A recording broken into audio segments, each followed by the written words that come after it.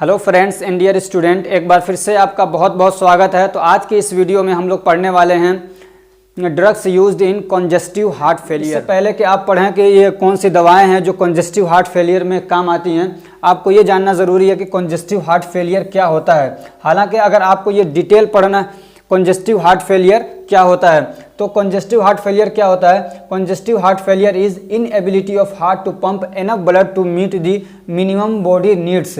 तो congestive heart failure, इसको हम लोग हार्ट फेल भी बोलते हैं, ठीक है। जिसको क्या बोलते हैं हम लोग? हार्ट फेलियर भी बोलते हैं कि हार्ट फेल हो गया। तो इसका क्या मतलब है? इसका मतलब ये होता है कि ये एक ऐसी कंडीशन होती है हमारे हार्ट की जिसमें हमारा हार्ट क्या है, पूरी तरीके से ब्लड को पंप नहीं कर पाता है, या उतने अमाउंट में ब्लड को पंप नहीं कर पाता है जितने अमाउंट में ब्लड पंप करने की ज़रूरत है हमारी बॉडी को। यानी उतने अमाउंट में ब्लड को नहीं पंप कर पाता है जिससे हमारी बॉडी की जो मिनिमम क्या है रिक्वायरमेंट है वो पूरी हो सके। यानी जो कम से कम ज़रूरत है बॉडी की वो भी अगर पूरा ना हो पाए तो उसको हम लोग बोलते हैं हार्ट फेलियर। हार्ट फेलियर का मतलब सिर्फ यही नहीं होता है कि हार्ट बिल्कुल बैठ गया और बिल्कुल काम नहीं कर रहा है, बल्कि इसमें यह भी आता है कि जितने ब्लड की ज़रूरत है, यानी जितने आउटपुट की ज़रूरत है, यानी जितना ब्लड पंप करने की ज़रूरत है हमारे हार्ट को, उतने अमाउंट में ना कर पाए जिससे कि हमारी बॉडी की जो मिनिमम ज़रूरत है, जो कम से कम ज़रूरत है वो पूरी हो सके। तो उसको हम लोग बोलते हैं हार्ट फेलियर। अब ये क्या होता है, कैसे होता है, इसकी पूरी डिटेल हम लोग यहाँ नहीं पढ़ेंगे, थोड़ा बहुत पढ़ेंगे हम लोग कि इस कैसे होता है, इसका रीज़न क्या होता है। अगर आपको डिटेल पढ़ना है तो आपको फार्मेकोथेरापेटिक जाके पढ़ना चाहिए, वहाँ मैंने इसको डिटेल से पढ़ा रखा है। तो इसके क्या कॉजेज होते हैं, ऐसा क्यों होता है कि जब हमारा क्या जो हार्ट है वो अनेबल हो जाता है ब्लड पंप करने के लिए, तो क्या होता है? Narrowing of arteries. जो आर्टरीज हैं वो क्या नैरो हो गई, यानी इधर से मान लीजिए हार्ट क्या पंप कर रहा है और जिस रास्ते से ब्लड पूरी बॉडी के अंदर जाता है वो क्या होती है? आर्टरीज होती हैं। तो वो तंग हो गई, वो क्या हो गई? नैरो हो गई, सिकुड़ गई हैं। तो इसको बहुत ज़्यादा ताकत लगाने की ज़रूरत पड़ेगी, तो उतनी ताकत नहीं लगा पाता है, तो फिर क्या होता है? हार्ट फेल हो जाता है, ठीक। दूसरा क्या होता है? कॉन्जेनाइटल हार्ट डिफेक्ट, यानी जो हार्ट है उसी के अंदर क्या कुछ दिक्कत है जो जन्मजात है, यानी बच्चा पैदा हुआ उसी वक्त से क्या उसके हार्ट में डिफेक्ट है, मान लीजिए कहीं पे सुराख है या क्या उसमें मान लीजिए उसके जो मसल्स है वो वीक हैं, तो इस टाइप की कोई भी दिक्कत हो तो उसकी वजह से भी ये हो सकता है। ऐसे इन्फेक्शन और डिफेक्ट इन हार्ट वॉल्व, यानी जो हार्ट के वॉल्व होते हैं, बाइकस्पिड वॉल्व, ट्राइकस्पिड वॉल्व, जो भी वॉल्व हैं उसमें क्या हो गया? इन्फेक्शन हो गया, चाहे वो कोई सा भी इन्फेक्शन हो, वायरल हो, बैक्टीरियल हो, जो भी इन्फेक्शन हो, उसकी वजह से क्या है हार्ट के जो वॉल्व हैं वो खराब हो गए या उसमें क्या है डिफेक्ट आ गया कुछ, तो उसकी वजह से भी हार्ट फेलियर हो सकता है। ऐसे मायोकार्डाइटिस की वजह से भी क्या हो दिक्कत ये हो सकती है, कॉन्जेस्टिव हार्ट फेलियर, यानी हार्ट फेल हो सकता है। अब मायोकार्डाइटिस क्या है कि इन्फेक्शन ऑफ हार्ट मसल्स, यानी हार्ट के जो मसल्स हैं उसके अंदर इन्फेक्शन अगर हो जाता है तो भी क्या दिक्कत हो जाती है। ऐसी कार्डियोमायोपैथी की वजह से भी दिक्कत आ जाती है, यानी हार्ट के जो मसल्स उसमें कुछ बीमारी हो गई। ये सारी दिक्कतें मैंने सारे जो तरीके हैं ना कैसे उसमें दिक्कत आती है, क्या होता है, डिटेल से मैंने पढ़ा रखा है, आप उसको जाके पढ़िएगा, बहुत अच्छे से आपको समझ में आ जाएगा, ठीक। अब हम लोग यहाँ पढ़ेंगे क्लासिफिकेशन। तो ये हम लोग दवाओं की क्लासिफिकेशन पढ़ रहे हैं जो हार्ट फेलियर को दी जाती हैं, ठीक। तो following drugs are used in the treatment of CHF। ये जो दवाएं हैं ये यूज़ की जाती हैं कॉन्जेस्टिव हार्ट फेलियर के अंदर। तो सबसे पहली जो ड्रग है इसको दो कैटेगरी में, इन दवाओं को दो कैटेगरी में बांटा है। एक बांटा है पॉजिटिव इनोट्रोपिक इफेक्ट और दूसरा है विदाउट पॉजिटिव इनोट्रोपिक इफेक्ट, ठीक है। तो पहला टाइप क्या हो गया? Drugs with positive inotropic effect, और दूसरा जो टाइप है वो क्या हो गया? Drugs without positive inotropic effect. अब ये समझिए कि पहले इनोट्रोपिक इफेक्ट क्या होता है, उसके बाद तब आप समझिएगा पॉजिटिव इनोट्रोपिक इफेक्ट क्या होता है। तो इनोट्रोपिक इफेक्ट का मतलब होता है हमारे हार्ट के अंदर जो कॉन्ट्रैक्शन करने की या समझिए कि उसको सिकुड़ने की और ब्लड को पंप करने की जो ताकत है उसको हम लोग बोलते हैं कॉन्ट्रैक्शन फोर्स। तो कॉन्ट्रैक्शन फोर्स में चेंजेस, अगर जो दवाएं उस फोर्स में चेंजेस लाती हैं, समझ में आ रही, उस कॉन्ट्रैक्शन फोर्स के अंदर जो दवाएं उस कॉन्ट्रैक्शन फोर्स के अंदर चेंजेस लाती हैं उसको हम लोग बोलते हैं इनोट्रोपिक इफेक्ट, ठीक है। उसको क्या बोलते हैं? Inotropic effect. तो अब वो दो तरीके की होती हैं, एक होती है पॉजिटिव। तो जो पॉजिटिव इनोट्रोपिक इफेक्ट होगा वो क्या करेगा? उस कॉन्ट्रैक्शन फोर्स को बढ़ा देगा, और दूसरा होता है निगेटिव इनोट्रोपिक इफेक्ट, तो वो क्या करेगा, उस कॉन्ट्रैक्शन फोर्स को घटा देगा। तो इसमें जो दवाएं यूज होती हैं वो दो तरीके की यूज होती हैं। एक होता है पॉजिटिव इनोट्रोपिक इफेक्ट, ये क्या है, हार्ट फेल हो रहा है यानी अपना काम पूरी तरीके से नहीं कर पा रहा, पूरा जोर नहीं लगा पा रहा है, ठीक। तो ये जो दवाएं होंगी ये क्या करेंगी, कॉन्ट्रैक्शन फोर्स को यानी समझ लिए हार्ट की क्या है, हार्ट को पावरफुल बना देती हैं कि पूरी मजबूती से अपना काम कर सकता है। तो एक तरीके की ये दवाएं होती हैं। और दूसरी दवाएं ऐसी होती हैं जो हार्ट के क्या है, कॉन्ट्रैक्शन फोर्स में कुछ चेंजेस नहीं लाती हैं, हार्ट जैसा है वैसा ही रहेगा। ये दूसरे तरीके से क्या है, हार्ट फेलियर में मदद करती हैं। यानी मान लीजिए जो आगे की आर्टरीज हैं उसमें कॉन्ट्रैक्शन हो गया बहुत ज़्यादा, समझ में आ रही, बहुत ज़्यादा उसमें क्या है कॉन्ट्रैक्शन हो गया, सिकुड़ गई है, तो ब्लड क्या है पूरी तरीके से जा नहीं पा रहा है, हार्ट अपना जोर लगा रहा है जितना, लेकिन उतने जोर से काम नहीं चल पा रहा है। तो ये क्या करेंगी, आगे जो रास्ता है उसको खोल देंगी, तो उसी उतनी ताकत के अंदर जितना हार्ट के अंदर है, तो उसी ताकत के अंदर जो हार्ट अपना लगा रहा था पहले से, उसी में वो काम अपना कर लेता है और ब्लड की सप्लाई पूरी बॉडी तक कर लेता है। तो ये दवाएं जो होती हैं वो हार्ट पे काम नहीं करती, यानी हार्ट के कॉन्ट्रैक्शन फोर्स को नहीं बदलती हैं, बल्कि क्या दूसरे तरीके से हार्ट की हेल्प करती हैं। इसलिए इनको बोलते हैं drugs without positive inotropic effect. अब हम लोग इसकी देख लेते हैं क्लासिफिकेशन। तो जो ड्रग्स पॉजिटिव इनोट्रोपिक इफेक्ट डालती हैं हार्ट के ऊपर वो कौन सी हैं, तो वो होता है कार्डियक ग्लाइकोसाइड, जिसको आपने फार्माकोग्नोसी के अंदर भी पढ़ रखा होगा, कार्डियक ग्लाइकोसाइड, जिसको आप डिजिटलिस के नाम से भी जानते हैं, ठीक है, इसको हम लोग डिजिटलिस भी बोलते हैं। तो इसका एग्जांपल क्या है, डिजॉक्सिन, क्या है, इसको बहुत सारे लोग डाइजॉक्सिन भी बोलते हैं, डिजॉक्सिन भी बोलते हैं। यही सबसे फेमस दवा है, सबसे ज़्यादा यूज होने वाली दवा है, ठीक है, कौन सी, डिजॉक्सिन या डाइजॉक्सिन इसको बोलते हैं। और दूसरा एग्जाम्पल भी जैसे कि डिजिटॉक्सिन और क्या, ओबैन। अब दूसरी टाइप है, जो क्लासिफिकेशन की जो दूसरी टाइप है वो क्या है, बाइपिरिडिन, क्या है, बाइपिरिडिन या फॉस्फोडाइएस्ट्रेज इनहिबिटर, ठीक। तो इसका एग्जांपल क्या है, एमरीनोन और मिलरीनोन, क्या है, एमरीनोन और मिलरीनोन। और तीसरी जो दवाई, जो तीसरी क्लासिफिकेशन है आप उसको कई बार पढ़ चुके हैं, बीटा एडिनर्जिक एगोनिस्ट, जिसका एग्जांपल क्या है, डोब्यूटामिन और डोपामिन, और भी कई सारे इसके एग्जांपल हैं, ठीक है। अब जो दूसरी क्लासिफिकेशन है वो क्या है, drugs without positive inotropic effect. अब इसका जो एग्जांपल है वो क्या है, डायूरेटिक्स इसका एग्जांपल जैसे क्लोरथायाजाइड, फ्यूरोसिमाइड, स्पाइरोनोलेक्टोन। अब ये डायूरेटिक्स मैं पूरा डिटेल में पढ़ा चुका हूँ। दूसरा जो इसके क्लासिफिकेशन वो क्या है, एंजियोटेंसिन कन्वर्टिंग एंजाइम इनहिबिटर, ठीक है, एंजियोटेंसिन कन्वर्टिंग एंजाइम इनहिबिटर। इसका क्या है, जैसे कैप्टोपिरिल, रेमिप्रिल और क्या लोसार्टन, वलसार्टन, ऐसे क्या है बीटा ब्लॉकर्स। तो इसका एग्जांपल क्या है, एटिनोलोल, प्रोपरानोलोल, और क्या इसमें वेसोडाइलेटर जैसे कि नाइट्रेट्स आते हैं, हाइड्रोलाजीन आती हैं, और भी कई सारी हैं इसके वेसोडाइलेटर के अंदर, जैसे कैल्शियम चैनल ब्लॉकर और कई सारी हैं, ठीक। अब याद रखिए कि हम लोग इसमें सारे को डिटेल से नहीं पढ़ेंगे, हम लोग पढ़ेंगे कार्डियोग्लाइकोसाइड को डिटेल से थोड़ा पढ़ेंगे, और जो है ये बाइपिरिडिन इसको पढ़ेंगे, और ये जो है एडिनर्जिक एगोनिस्ट है, इन तीनों को हम लोग थोड़ा डिटेल में पढ़ेंगे। और बाकी ये सब आप, और बाकी जो ये नीचे वाली हैं इस सबको अभी रिसेंटली आपने पढ़ा है, अगर नहीं पढ़ा है तो आप जाके एंटी हाइपरटेंसिव ड्रग वाली क्लासिफिकेशन पढ़ लीजिएगा, वहाँ पे मैंने इन सब चीज़ों को बहुत डिटेल से पढ़ा रखा है। अभी एक ही चीज़ को बार बार पढ़ाना अच्छा नहीं लगता है। तो हम लोग कौन सा पढ़ेंगे, कार्डियक ग्लाइकोसाइड, ठीक। तो ये पहली क्लासिफिकेशन है, ये क्या एक तरीके के इनोट्रोपिक इफेक्ट डालने वाली, ये क्या एक तरीके से पॉजिटिव इनोट्रोपिक इफेक्ट डालने वाली दवा है, ठीक है, याद है ना आपको, ये क्या पॉजिटिव इनोट्रोपिक इफेक्ट है डालने वाली दवा है। इसका एग्जांपल जैसे कि डिजॉक्सिन और डिजिटॉक्सिन और ओबैन। तो अब इसके बारे में थोड़ा सा जान लीजिए। तो cardiac glycoside also known as digitalis, तो ये जो कार्डियोग्लाइकोसाइड है इसको हम लोग डिजिटलिस के नाम से भी जानते हैं। ये क्या करते हैं, they strengthen the heart muscles and increase the contraction force of heart.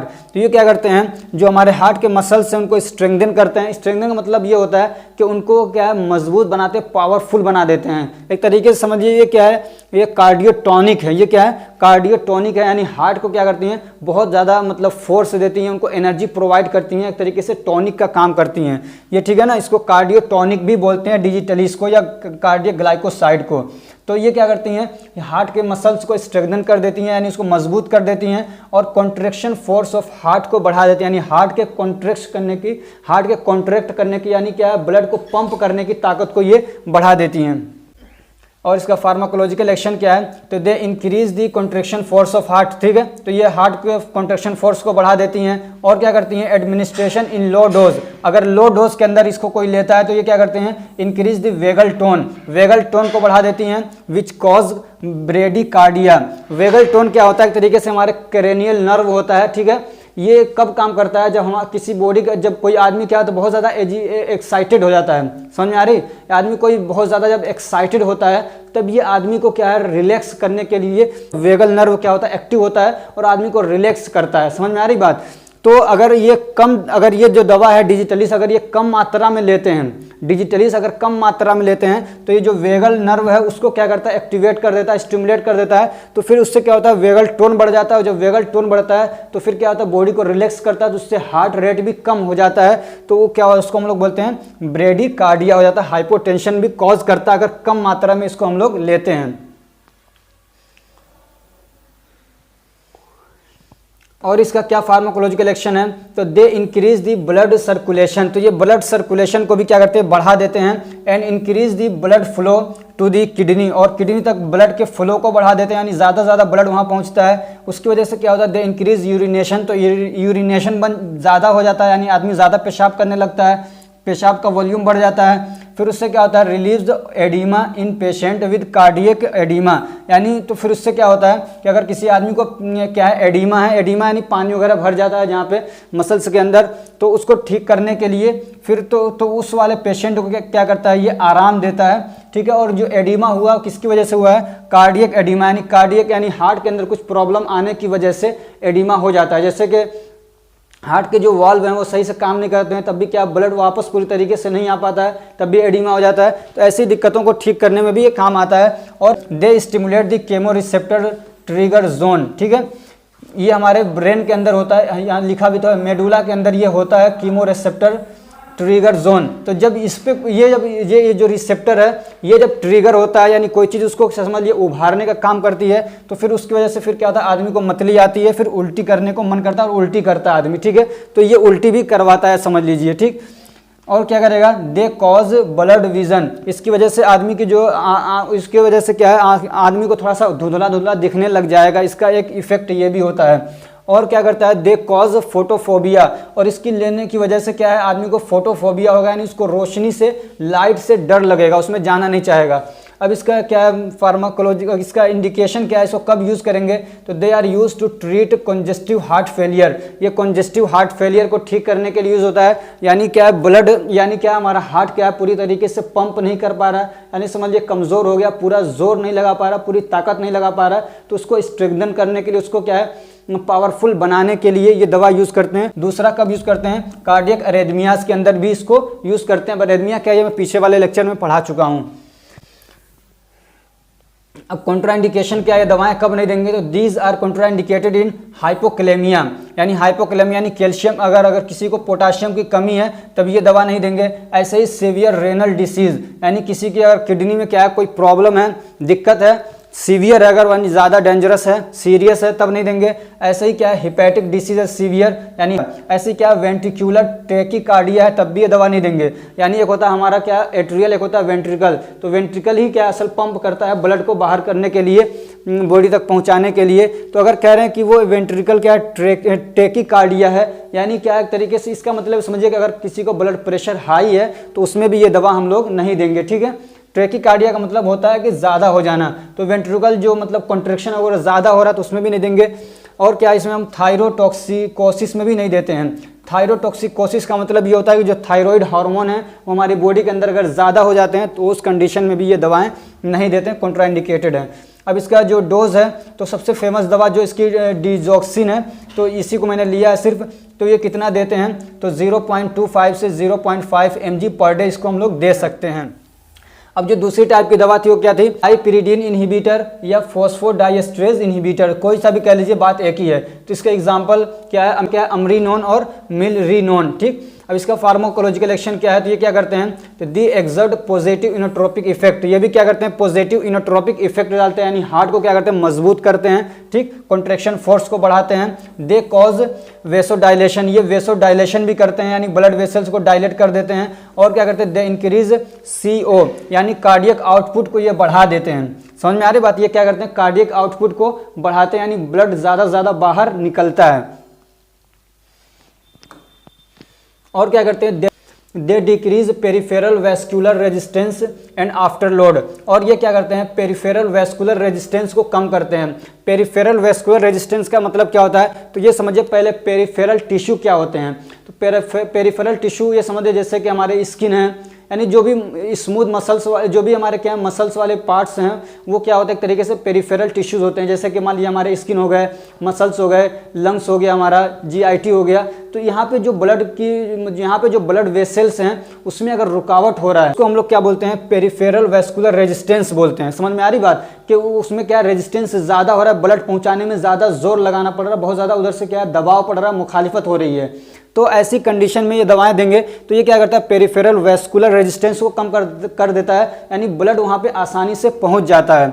और आफ्टर लोड को भी कम कर देता है। अब ये क्या होता है आफ्टर लोड, यहाँ पे मैं डिटेल्स नहीं बताऊंगा, सिर्फ इतना समझिए कि आफ्टर लोड ये होता है हमारे बॉडी के अलग अलग पार्ट को ब्लड पहुँचाने के लिए हार्ट को कितना जोर लगाना पड़ रहा है, वो तरीके से होता है आफ्टर लोड, ठीक। तो उसको भी क्या करता है, कम कर देता है, यानी हार्ट के जो मतलब हार्ट पे जो जोर पड़ रहा था, जो ज़्यादा मेहनत लगाने की ज़रूरत पड़ रही थी, उस रेशियो को ये कम कर देता है, उस रेट को कम कर देता है। इसकी इंडिकेशन क्या है, कब देते हैं, तो they are used to treat severe congestive heart failure for short term, यानी अगर किसी को बहुत तगड़ा क्या है कंजेस्टिव हार्ट फेलियर है, पूरी तरीके से क्या हार्ट फेल हो गया है, बिल्कुल भी ब्लड पंप नहीं कर पा रहा है, तो इसको हम लोग देते हैं शॉर्ट टर्म के लिए, यानी इसका इफेक्ट लंबे समय तक नहीं रहता, तुरंत देंगे तो ये तुरंत काम करता है और इसका लंबे समय तक इफेक्ट इसका नहीं रहता है, ठीक है। तो ये समझिए कि कंजेस्टिव हार्ट फेलियर में देते हैं। कॉन्ट्राइंडिकेशंस क्या है, तो इन हाइपर सेंसिटिविटी, यानी अगर किसी को इसकी वजह से क्या एलर्जी हो रही है तो उसमें नहीं देंगे। ऐसे ही पल्मोनिक वाल्व डिसीज, यानी जो क्या कहते हैं लंग्स की तरफ ब्लड पहुंचाने वाली जो ब्लड वेसल्स हैं उसको बोलते हैं पल्मोनरी आर्टरीज। तो पल्मोनरी आर्टरीज के जो वाल्व्स हैं उसमें अगर दिक्कत हो तो भी नहीं देंगे। ऐसे ही एओर्टिक डिसीज है तो उसमें भी नहीं देंगे, यानी जो आर्टरीज है उसमें कुछ दिक्कत है, बीमारी है, तो ऐसी कंडीशन में ये दवा नहीं देते हैं। इसके डोज कितना है, कितना देते हैं इसको, ये जो मिलरीनोन है इसको हम लोग देते हैं 0.375 mgc माइक्रोग्राम पर kg पर मिनट के हिसाब से, यानी इंजेक्शन वगैरह लगाते हैं तो इतना देंगे एक बार में। अगर इससे नहीं काम होता थोड़ा सा और देंगे, उससे नहीं काम चल रहा थोड़ा और देंगे, लेकिन मैक्सिमम एक दिन के अंदर 1.3 mg पर kg के हिसाब से देंगे, यानी इससे ज़्यादा एक दिन के अंदर आप नहीं देंगे। और जो अमरीनोन है इसको हम लोग 5 से 15 mcg यानी 5 से 15 माइक्रोग्राम पर kg पर मिनट के हिसाब से देते हैं, और मैक्सिमम यानी एक दिन के अंदर 10 mg से ज़्यादा आप ये दवा नहीं देंगे। और जो तीसरी क्लासिफिकेशन थी वो क्या थी, बीटा एडिनर्जिक एगोनिस्ट। क्या है, बीटा एडिनर्जिक एगोनिस्ट। अब ये एगोनिस्ट और एंटागोनिस्ट ये सारी चीज़ें मैं पहले बता चुका हूँ, और अगर आपने फर्स्ट चैप्टर नहीं पढ़ा है, सेकंड चैप्टर नहीं पढ़ा है तो उसको जाके पढ़ लीजिएगा, तब आपको अच्छे से ये सारी चीज़ें समझ में आएंगी। क्या है बीटा, क्या होता है अल्फा रिसेप्टर, क्या होता है बीटा एडिनर्जिक, अल्फा एडिनर्जिक, ये सारी चीज़ें मैं डिटेल से पढ़ा चुका हूँ। तो ये भी एक तरीके का क्या है, इनोट्रोपिक इफेक्ट देता है, ठीक है। ये जो बीटा एडिनर्जिक एगोनिस्ट जो हैं जैसे कि डोब्यूटामिन और डोपामिन, ये भी क्या एक तरीके से पॉजिटिव इनोट्रोपिक इफेक्ट देते हैं, यानी हार्ट मसल्स को क्या करते हैं, ये भी क्या कहते हैं कॉन्ट्रैक्शन फोर्स को बढ़ा देते हैं। The heart has beta 1 and beta 2 एड्रीनोसेप्टर्स। तो जो हमारा हार्ट होता है उसमें बीटा 1 भी होता है और बीटा 2 दोनों रिसेप्टर्स होते हैं, ठीक है। when these receptors are activated, जब ये रिसेप्टर क्या होते हैं, एक्टिवेटेड होते हैं, यानी जब इनसे जाके इनका ये जो दवाएं हैं बाइंड करते हैं तो फिर क्या होते हैं, वो एक्टिवेट हो जाते हैं। और जब वो एक्टिवेट होते हैं तो क्या होता है, heart beat, contractility of heart muscles and cardiac output increased, ठीक है। तो उससे क्या होता है, हार्ट रेट को ये बढ़ाते हैं, और क्या करते हैं मसल्स, जो हमारे हार्ट के मसल्स हैं उनके कॉन्ट्रैक्शन फोर्स को बढ़ा देते हैं, और क्या करते हैं कार्डियक आउटपुट को फिर ये क्या करते हैं, बढ़ा देते हैं, यानी ब्लड ज़्यादा पंप होगा हमारे हार्ट के थ्रू। अब इसका फार्माकोलॉजिकल एक्शन क्या है, तो इंक्रीज पॉजिटिव इनोट्रोपिक इफेक्ट, यहाँ इफेक्ट लगा लीजिए, ठीक है। ये क्या करते हैं, हमारे हार्ट के पॉजिटिव इनोट्रोपिक इफेक्ट को ये क्या करते हैं, बढ़ा देते हैं, यानी कॉन्ट्रैक्शन फोर्स को ये क्या करते हैं, बढ़ा देते हैं। और क्या करते हैं, इंक्रीज हार्ट रेट, तो ये हार्ट रेट को बढ़ा देते हैं। और फिर क्या करते हैं, इंक्रीज कार्डियक आउटपुट, कार्डियक का आउटपुट बढ़ा देते हैं, यानी ज़्यादा ब्लड क्या होगा, पंप होगा, बाहर निकलेगा। इंडिकेशन क्या, कब इसको यूज़ करते हैं, तो they are use to treat congestive heart failure, congestive heart failure को ठीक करने के लिए यूज़ करते हैं। और सर्कुलेटरी शॉक, अगर सर्कुलेटरी शॉक है तो उसमें भी यूज़ करते हैं। अब ये शॉक क्या है, अगले चैप्टर में, अगला जो मैं वीडियो लाने वाला हूँ उसमें हम लोग अगले टॉपिक में पढ़ने वाले हैं शॉक क्या होता है। इतना समझिए कि जब ब्लड की सप्लाई हमारे क्या कहते हैं सेल को नहीं पहुंचती है, तो जब इंजरी होना शुरू हो जाता है, वो डेथ होना शुरू हो जाता है, उसको हम लोग बोलते हैं शॉक। तो उस कंडीशन में भी ये दवा दी जाती है। कॉन्ट्राइंडिकेशन क्या है, ये दवाएं कब नहीं दी जाती हैं, तो मायोकार्डियल इन्फेक्शन में नहीं देंगे, अनस्टेबल इंजाइना में नहीं देंगे, सीवियर हाइपरटेंशन में नहीं देंगे, और क्या अरेथमियाज में नहीं देंगे, मायोकार्डाइटिस में नहीं देंगे, मायोकार्डाइटिस अभी, और क्या है, हाइपोकलेमिया में नहीं देंगे। अब ये सारी चीज़ें आप ये ऊपर वाली मैं सब पढ़ा चुका हूँ, ठीक है, जितना भी आया सब पढ़ा चुका हूँ। मायोकार्डाइटिस का मतलब होता है कि जो मायोकार्डियल हमारा, जो हमारे हार्ट का जो मसल्स होता है बीच वाला, उसको बोलते हैं मायोकार्डियल। तो उसका जो उसमें क्या है, इन्फ्लामेशन हो जा रहा है, इन्फेक्शन हो जा रहा है, तो उसको हम लोग क्या बोलते हैं, मायोकार्डाइटिस बोलते हैं। और हाइपोकलेमिया का मतलब ये होता है कैल्शियम, क्या कहते हैं, पोटाशियम की कमी है, तब भी ये दवाएं नहीं देंगे। अब इसके डोजेस क्या हैं, तो डोब्यूटामिन 2.5 से 10 mcg पर kg पर मिनट के हिसाब से देंगे, ठीक है, यानी क्या कहते हैं 2.5 से 10 माइक्रोग्राम पर केजी के हिसाब से पर मिनट में दे सकते हैं। और मैक्सिमम डोज जो है, यानी एक दिन के अंदर आप कितना देंगे, तो 40 माइक्रोग्राम ही दे सकते हैं, ठीक है। और ये भी जो है ये डिवाइडेड डोज में देंगे, यानी कि 40 एक ही बार में दे देंगे, बल्कि थोड़ा थोड़ा सा कम करके देंगे, यानी 2 से, यानी समझिए कि 2.5 से 10 माइक्रोग्राम एक बार में देंगे, फिर ज़रूरत पड़ रही तो और देंगे, फिर ज़रूरत पड़ रही तो और देंगे, लेकिन कितना 40 mcg यानी 40 माइक्रोग्राम देंगे, और ये सब डिवाइडेड डोज में देंगे। और डोपामिन 0.2 to 1 mg, यानी क्या है 0.2 से 1 mg पर kg पर मिनट के हिसाब से दे सकते हैं, ठीक है। और मैक्सिमम कितना देंगे, तो 300 से 1200 mg एक दिन के अंदर दे सकते हैं डिवाइडेड डोज के अंदर, यानी ज़रूरत के हिसाब से इसको बढ़ाते रहेंगे, थोड़ा थोड़ा देंगे, और ज़रूरत पड़ रही है और देंगे, और ज़रूरत पड़ रही है तो और देंगे। और एक दिन के अंदर क्या है, हम लोग इसको 300 से 1200 mg देते हैं। जैसे कि ये दवाएं उस वक्त में भी यूज़ होती हैं, जैसे कि मान लिया किसी का अभी ऑपरेशन हुआ है, तो उस वक्त हार्ट रेट वगैरह सारी चीज़ें नॉर्मल हो जाती हैं, ऑपरेशन हुआ, बहुत सारा ब्लड भी निकल गया, तो ब्लड प्रेशर लो हो जाता है, तो ऐसी कंडीशन में भी डोपामिन वगैरह टाइप की जो दवाएं होती हैं वो दी जाती हैं, ताकि उसका ब्लड प्रेशर मेंटेन किया जा सके। तो ये जो टॉपिक था कॉन्जेस्टिव हार्ट फेलियर में यूज़ होने वाली दवाएं, ये टॉपिक यहीं पे कंप्लीट होता है। अगर ये हमारी कोशिश अच्छी लग रही है तो वीडियो को लाइक करिए, चैनल को सब्सक्राइब करिए, और अपने फ्रेंड्स को भी शेयर करिए, ताकि वो भी इससे फ़ायदा उठा सकें। Thank you so much for watching.